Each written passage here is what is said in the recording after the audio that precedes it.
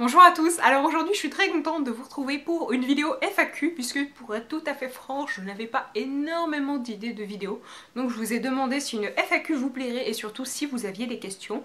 Vous m'en avez posé sur Instagram. Alors la première question et celle qui revient le plus souvent, c'est pourquoi es-tu partie vivre au Canada?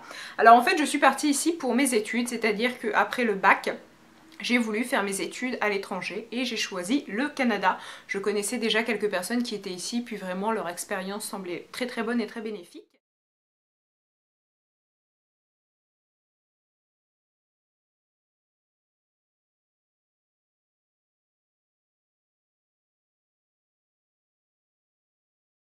Autre question, préfères-tu la vie au Canada ou en France? Alors c'est assez difficile puisque si je répondais que je préfère la vie en France, je pense que certains seraient fâchés ou déçus et si je faisais le contraire, ça serait pareil.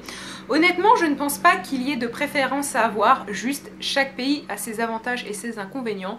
Par exemple, pour le Canada, économiquement parlant, c'est un petit peu plus prospère que la France en ce moment et le marché de l'emploi se porte mieux ici. Au niveau de l'ambiance des personnes, les gens sont plus relax, plus cool. Et puis au niveau des inconvénients, je dirais l'hiver avec la neige, le froid et tout ce que ça implique. Beaucoup me disent souvent tu as de la chance d'avoir de la neige l'hiver. Non. Non, je vous assure que non. Sortez dehors, la neige c'est joli à la campagne, dans un champ. Mais en ville, ça se transforme en slush, donc les Québécois verront tout à fait de quoi je parle. C'est de la neige fondue, donc avec le sel, ça ressemble à de la gadoue, c'est noir, ça abîme toutes les chaussures. Au-delà de ça, dehors ça glisse. Question suivante, quelles sont tes 3 youtubeuses françaises préférées? Alors c'est un petit peu difficile de répondre à ça parce que je n'aime pas que 3 filles et encore moins 3 françaises. Je n'écoute pas que des françaises. Mais si je devais citer vraiment 3 chaînes qui m'ont rendu totalement accro ces derniers temps parce que j'ai appris à connaître les personnes et que j'aime autant la chaîne que la personne, et ça je peux vous assurer que ça change beaucoup. Je dirais la chaîne de Miss Caroline 1305, au passage ce n'est pas un classement. J'aime beaucoup Caroline parce qu'elle est adorable, j'aime beaucoup sa chaîne, je m'y retrouve beaucoup dans le sens où elle adore les rouges à lèvres, le liner, etc. Elle est française mais elle vit en Suisse et elle a vécu aux États-Unis. Ensuite il y a Sandra26 France avec qui j'ai pu échanger ces derniers temps et voilà, c'est une fille en qui je peux me reconnaître aussi puisqu'elle a quitté la France pour aller aux États-Unis, moi pour le Québec. Elle fait 3 vidéos par semaine et je les regarde. D'ailleurs ça vaut pour toutes les filles que je vous présente. Vraiment, je ne rate aucune vidéo. C'est-à-dire qu'elles pourraient toutes les 3 sortir une vidéo sur le steak haché. Je crois que je regarderai la vidéo tout pareil. Et ensuite, pour finir, je vais citer la chaîne de Caroline et Safia. J'ai pu parler à Caroline il y a quelques temps. J'ai même fait une vidéo avec elle. C'est une fille super gentille. J'aime les sujets qu'elles abordent et les montages qu'elles font. Question suivante de Natasha Bird qui me demande quel est ton rouge à lèvres préféré avec un petit clin d'œil. Je suppose, elle doit croire et elle a raison d'ailleurs que je vais parler de Chili puisqu'elle l'a acheté et c'est vrai que c'est un rouge à lèvres que j'aime beaucoup. Je vous le conseille à toutes. Je vous en parle limite à chaque vidéo donc je vous en ai peut-être parlé un peu trop d'ailleurs. C'est un rouge à lèvres très très joli, c'est un rouge très singulier que je conseille vraiment à tout le monde, surtout aux brunes avec des yeux verts. Est-ce que c'est facile de trouver de nouvelles idées de vidéos et comment tu fais?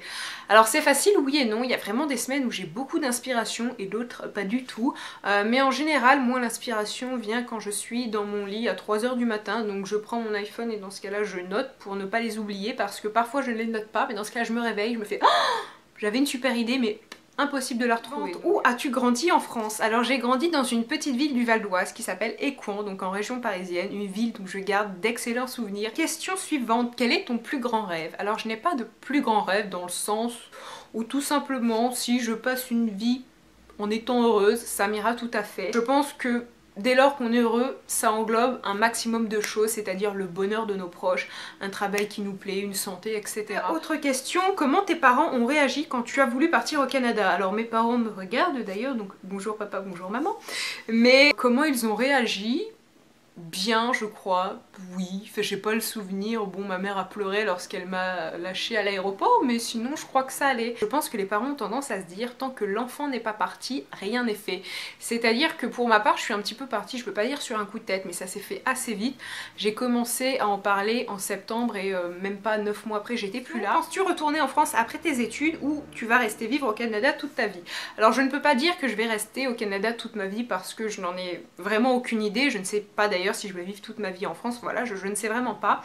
En fait, pour être tout à fait transparente, j'avais déjà tourné cette vidéo, j'avais répondu à cette question et c'était un petit peu parti en cacahuète. C'est-à-dire que j'ai fait cette vidéo pas à un très bon moment. Je venais d'avoir une petite altercation. Et ça, c'est un message que j'ai envie de faire passer. Si vous voulez vous expatrier, si vous avez envie de vivre dans un notre pays, peu importe si c'est un pays occidental ou vraiment une culture totalement différente, il faut accepter qu'un jour, à un moment ou un autre, c'est forcé, peu importe où vous allez partir. On remarque déjà ça dans un même pays, entre les différences entre les provinces ou alors les états, les départements, etc. Mais à un moment ou à un autre, eh bien vous allez avoir un imbécile, et désolé du terme mais il n'y a pas d'autre mot et j'ai envie d'être même encore plus vulgaire, qui va vous dire toi t'es pas chez toi. Voilà, c'est globalement ce qui m'est arrivé. On m'a pas dit ça comme ça mais on m'a fait des remarques qui m'ont troué le cœur, il n'y a pas d'autre mot.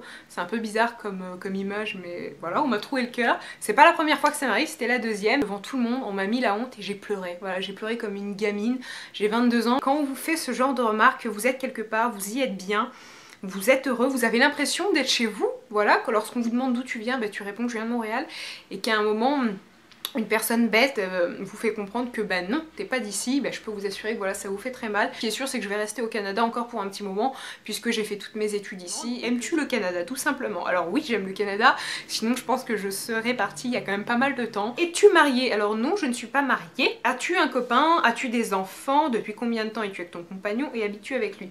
Alors non, je n'ai pas d'enfant. Depuis combien de temps es-tu avec ton compagnon? Ça va faire 4 ans, très bientôt. Habites-tu avec lui? Oui, depuis le début, en fait, presque dès lors que j'ai habité au Canada, on a très vite emménagé ensemble, sûrement au bout de 2 mois, je dirais, quelque chose comme ça. Quand as-tu fini tes études? Alors mes études vont être finies très bientôt, puisque d'ici 1 mois, ciao bye bye, c'est fini. Aussi on me demande, fais-tu une coloration sur tes cheveux? Alors non.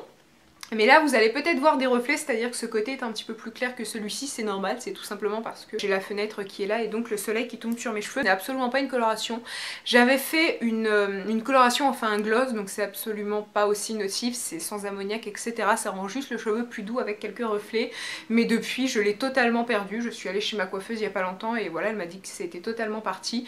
Mais j'ai un marron glacé avec des reflets plutôt chauds, mais c'est ma couleur naturelle. As-tu beaucoup d'acné ou des problèmes de peau durant ton adolescence? Alors oui et non, j'ai eu en tout cas la période la plus critique, c'était vers la 5e, donc je devais avoir 12-13 ans, quelque chose comme ça. Récemment j'ai vu une amie qui m'a redonné des photos de cette très belle époque. Et bien franchement, oh mon dieu, si vous me regardez et que vous avez 12, 13 ans, 14 ans et que voilà vous trouvez que votre peau n'est pas très jolie, ne vous inquiétez pas, avec le temps ça va forcément s'améliorer. Moi le petit conseil que je pourrais vous donner, c'est d'aller voir un dermatologue si vraiment vous avez des problèmes. Comment est venue cette passion pour la beauté et le maquillage? Je dirais sûrement par ma mère, qui l'a eu elle-même par ma grand-mère, dans le sens où j'ai toujours vu ma mère mettre du rouge à lèvres, ce genre de choses là, et donc tout bêtement j'ai fait pareil. Je me souviens même que quand j'étais petite, j'allais manger les rouges à lèvres de ma grand-mère. Je me souviens d'une fois, je vois encore tout à fait la salle de bain, j'avais attendu que ma grand-mère parle avec ma mère pour monter très vite et manger le rouge à lèvres. Comment as-tu trouvé ton look signature? Et la personne me demande donc par rapport à mon liner et le fait que j'ai souvent des lèvres colorées. Alors nulle part. J'ai commencé à porter de l'eyeliner vers mes 16 ans, j'étais en première. Et voilà, après le rouge à lèvres, voyant, c'est vraiment venu lors de ma première année de fac, donc j'étais ici. J'ai pas vraiment cherché à ressembler à quelqu'un ou ni quoi ni qu'est, c'est juste, je trouve que ça me va bien, mais en même temps c'est tout ce qui me va. Dans le sens où j'aime vraiment pas charger mes yeux, ça je pense que vous commencez à le comprendre parce que je le dis à chaque vidéo, mais je trouve que sur moi ça me donne un regard déterré, ça fait ressortir mes cernes. Et puis dernière question, quel âge as-tu? Et donc j'ai 22 ans. Cette vidéo est finie, alors si je n'ai pas répondu à votre question, ce n'est absolument pas que je vous snob, loin de là. Tout simplement écrivez-la en commentaire et puis je vous répondrai. Je vous fais à tous de très gros bisous et je vous dis à bientôt. Bye.